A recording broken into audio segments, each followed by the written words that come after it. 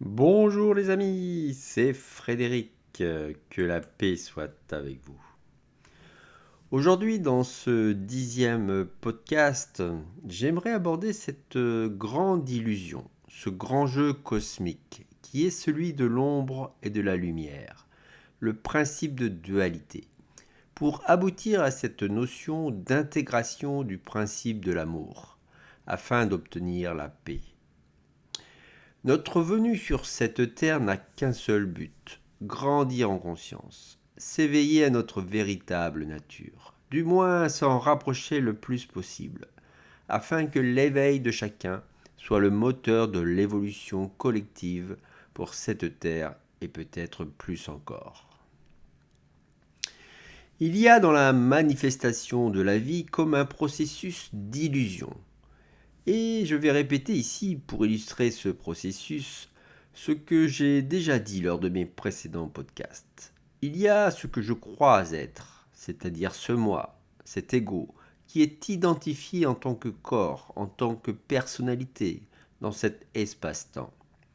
J'ai conscience de ce moi par opposition à tout le reste. Mais ce que je suis en fin de compte n'est pas quelque chose, c'est en vérité un but.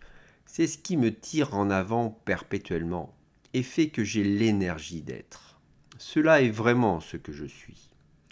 Ce que l'on appelle le soi est en vérité ce processus en perpétuelle évolution, avec cette nécessité de manifestation à travers divers moi, divers égaux. Donc il y a le moi, ce que je crois être, ce à quoi je m'identifie à un moment donné. Et il y a ce que je suis véritablement. Ce n'est pas réellement quelque chose, c'est un but, c'est un flux de vie, un courant de vie. C'est ça qui expérimente la vie à travers des égaux, à travers différents moi. Je suis en fait quelque part ce flux à travers ce corps. Je suis ce flux qui le fait fonctionner, qui le fait évoluer, mais aussi qui fait évoluer tout ce que je perçois comme extérieur à moi. Et ce flux, il naît de ce grand paradoxe de la vie, de ce néant nécessaire mais impossible, de cette totalité infinie. Ce but qui est nécessaire mais impossible à réaliser. De tout cela découle toute la vie et toute la manifestation de la vie.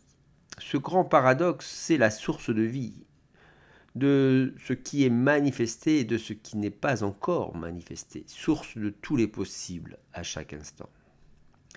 Il y a comme ce champ des possibles où la conscience est quelque part en dormance, mais qu'à tout moment, elle peut jaillir telle une lumière, un rayonnement de vie. Et c'est ce qui se passe en fin de compte. Cette conscience jaillit du but, de la source non manifestée. Telle une lumière, elle jaillit par opposition, répulsion à ce but qui ne peut pas être. Ce qui est manifesté alors, c'est le processus de création, la dynamique de la vie, c'est le soi en mouvement, cette danse de l'existence. Donc la conscience d'exister par les diverses formes qui en découlent. La métaphysique athémienne, la haute métaphysique, nous dit aussi que l'être, le soi, c'est le moyen du but, c'est le je suis. Et il n'y a que soi, la conscience et l'évolution qui est liée. On appelle cela l'esprit. L'esprit est créateur de son univers. On ne peut rien créer hors de l'esprit, car il n'y a rien hors de l'esprit. C'est juste un potentiel infini.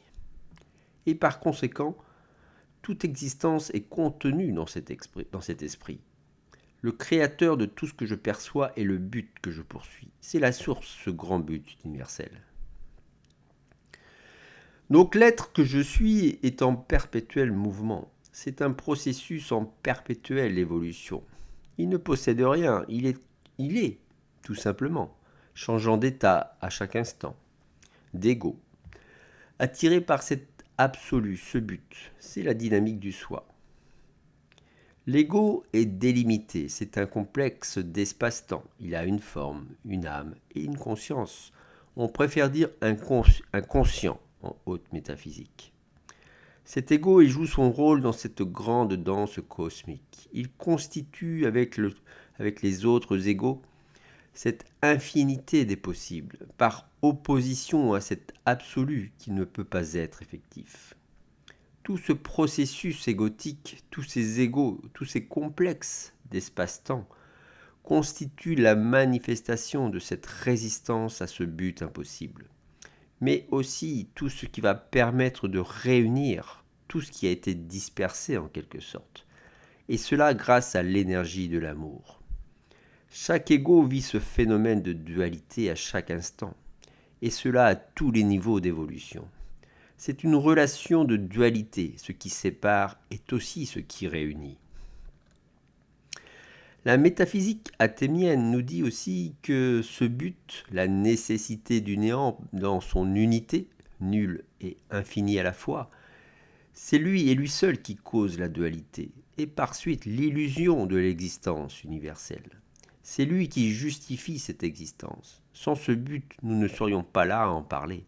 C'est lui qui nous anime et qui nous fait évoluer. La haute métaphysique nous dit aussi que l'esprit, on le sait désormais, ce n'est pas quelque chose, mais la poursuite d'un but. Dans l'instant, dans tout instant, nous ne sommes pas quelqu'un, nous sommes un processus. Mais nous croyons à ce quelqu'un. Nous avons besoin de maintenir en nous un contenu de mémoire pour rester distinct de l'extérieur. Un ego illusoire, bien sûr. Donc il y a comme un esprit source, ce potentiel infini, qui est le créateur de son univers. Conscience et forme, conscience et amour. Amour qui donne cohésion, harmonie et forme à la conscience. L'amour qui réunit, qui cherche à contenir, à rassembler ce processus de limitation qu'est la conscience, en fin de compte. Dans le but de se connaître soi-même, le créateur qui veut connaître sa créature, ce grand feedback cosmique. L'esprit, c'est la relation entre le créateur et sa créature, le père, mère et le fils, la source non manifestée et la source manifestée. Et cette source créatrice va en fait comme se démultiplier à l'infini dans un processus d'auto-similitude. On appelle cela aussi un processus holofractal, avec cette impression de mouvement descendant ou de vortex descendant, où on peut avoir cette sensation de quitter en quelque sorte la source. C'est ce phénomène de répulsion qui donne jour à la conscience et toutes les âmes qui y sont associées. Et il y a cette impression de mouvement ascendant ou vortex ascendant, où on peut avoir cette sensation de revenir en quelque sorte vers la source. Ce processus de réunification par l'amour, c'est ce phénomène d'attraction qui nous pousse à grandir en conscience. C'est tout cela, ce grand flux de vie. Et tout ce processus, ce grand feedback cosmique, c'est la multidimensionnalité, tous les plans, tous les mondes, tous les esprits, toutes les âmes, tous les égos. Ce grand flux de vie, il est comme une respiration, avec l'expiration et l'inspiration, ou bien comme ce grand océan avec ce mouvement de sac et de ressac, qui n'est que le reflet de cette dualité, répulsion, attraction, conscience et amour, qui n'est que la manifestation de ce grand paradoxe de la vie. C'est ce que dit Frank Hatem dans le film Mind, du mental au supramental. Il dit qu'il faut se poser la bonne question, qui est quelle est la nature de la dualité qui est issue du néant? De quelle dualité s'agit-il? Quelle est précisément la dualité en question qui fait l'univers? La dualité de l'esprit, c'est la conscience et l'amour. La conscience qui sépare le zéro de l'infini, et l'amour qui réintègre l'infini vers le zéro.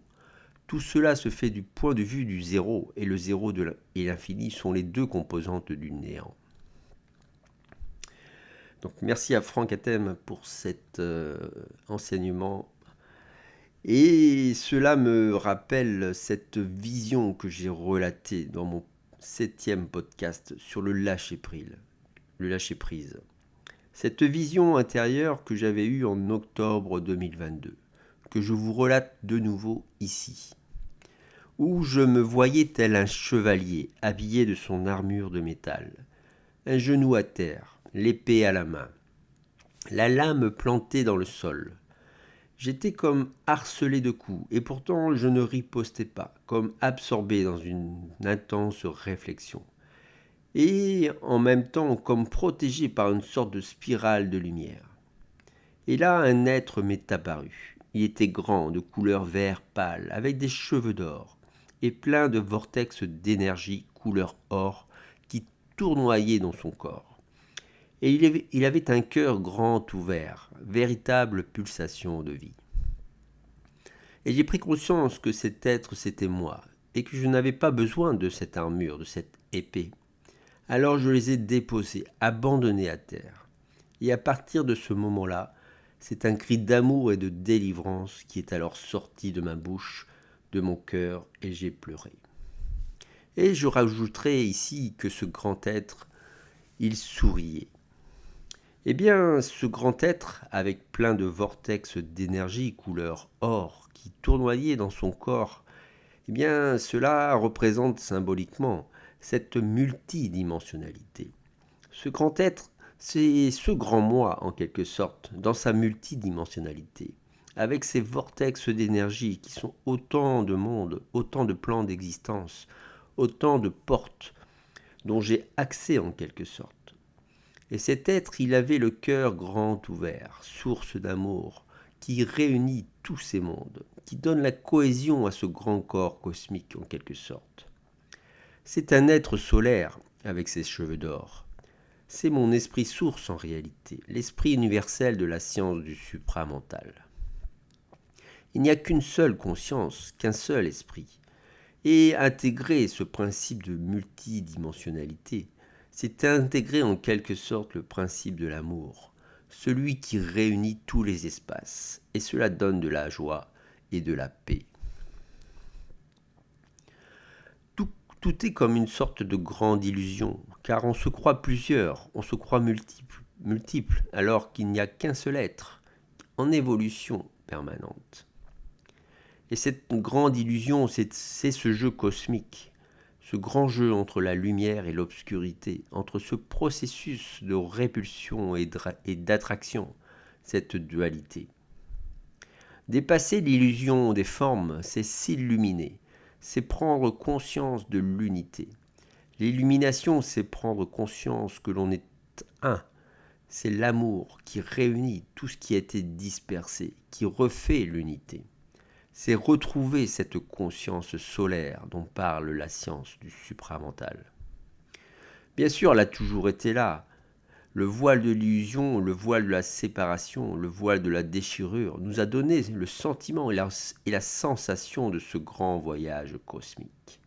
Mais tout cela reste une grande illusion. Et pour illustrer ce grand voyage, je vais vous raconter ici un certain nombre de visions qui montrent cette séparation. Et il m'a fallu du temps pour comprendre tout cela. Tout a commencé en quelque sorte par ce souvenir, cette mémoire d'âme comme je l'appelle. C'était le 1er décembre 2022.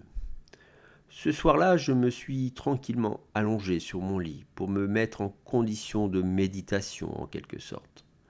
Après quelques minutes, j'ai perçu avec mon regard intérieur la présence d'un ange. Je me suis interrogé aussi sur la présence d'un archange, car je percevais comme une épée flamboyante. J'ai senti de la chaleur et des picotements au niveau de la tête et aussi au niveau du cœur.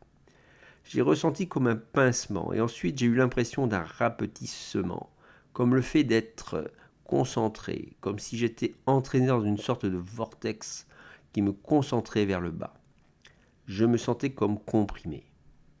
Et là, je trouvais que l'ambiance était bizarre, assez noire. Et puis, j'ai vu des images de personnages en noir et des personnages en blanc qui défilaient sans vraiment arriver à reconnaître ces personnages.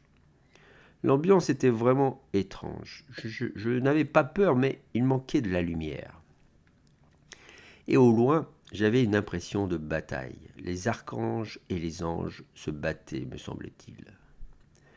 En fait, et je l'ai compris plus tard, c'était ce souvenir de la déchirure, ce passage de l'unité à la multiplicité, symbolisé ici par ce passage de l'archange à l'ange, ce passage de l'esprit universel du plan supramental à l'esprit du plan surmental dans la science du supramental.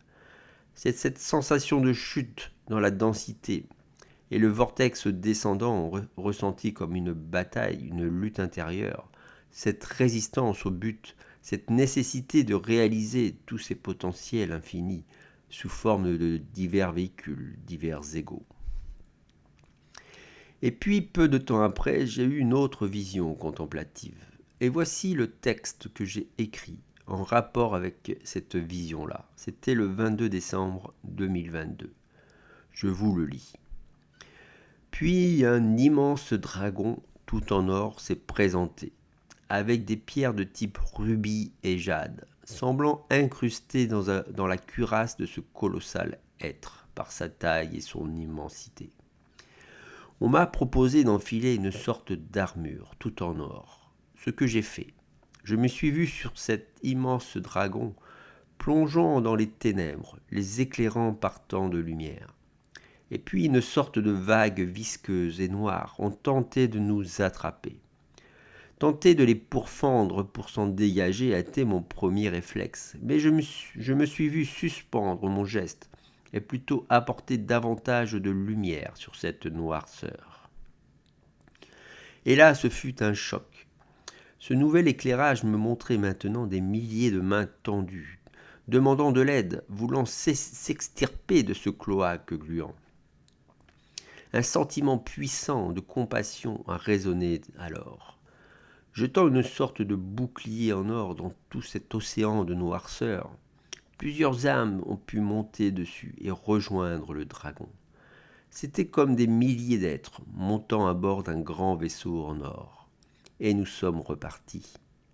Et puis un autre être s'est présenté. Il était d'une blancheur éclatante, avec une grande barbe, un ancien des jours qu'il m'est donné de percevoir. Quel immense honneur, joie et gratitude. Son visage était souriant et il dégageait bienveillance et amour. Et cet amour était infini, et c'était beau. Et je vais ici décortiquer et expliquer ce texte, cette vision contemplative de la dualité en fin de compte. Donc dans cette vision, cette noirceur, c'est le voile de l'illusion, c'est la densification, c'est la séparation et la limitation, la spirale descendante qui nous rapetisse, qui nous fractalise, qui nous fracture, qui nous fait ressentir cette sensation de perte de notre véritable nature, mais que la nécessité du but réanime en quelque sorte à chaque instant. C'est ce fameux appel du but et élan du cœur en quelque sorte, avec ce lâcher-prise. Donc, quand on m'a proposé d'enfiler une sorte d'armure tout en or, ce que j'ai fait, ce on qui enfile une armure d'or, c'est l'observateur, c'est la conscience. Et le fait d'accepter cette armure d'or, c'est se positionner. L'image de cet immense dragon plongeant dans les ténèbres, les éclairant par tant de lumière, eh bien, la lumière, c'est la conscience qui éclaire et montre le chemin. Cet immense dragon, c'est l'énergie de l'amour qui nous ramène vers la source, le but. Cette noirceur, ce voile de l'illusion, cette sorte de vague visqueuse et noire qui tente de nous attraper, c'est la matière, la densité. Notre premier réflexe est de se débattre, de combattre. Tenter de les pourfendre pour s'en dégager a été mon premier réflexe. Ici, on se débat de notre propre condition d'ego. On n'a pas compris l'illusion. Mais la conscience éclaire, met en lumière. On grandit en conscience et on commence à comprendre ce qui permet de dire « je me suis vu suspendre mon geste » et plutôt apporter davantage de lumière sur cette noirceur. Et cette prise de conscience permet un nouvel éclairage. Et là, ce fut un choc. Ce nouvel éclairage me montrait maintenant des milliers de mains tendues, demandant de l'aide, voulant s'extirper de ce cloaque gluant. Et ces milliers de mains tendues, c'est la multitude de qui nous sommes, attirés par ce but, afin de refaire l'unité, la totalité, du moins tendre vers cela.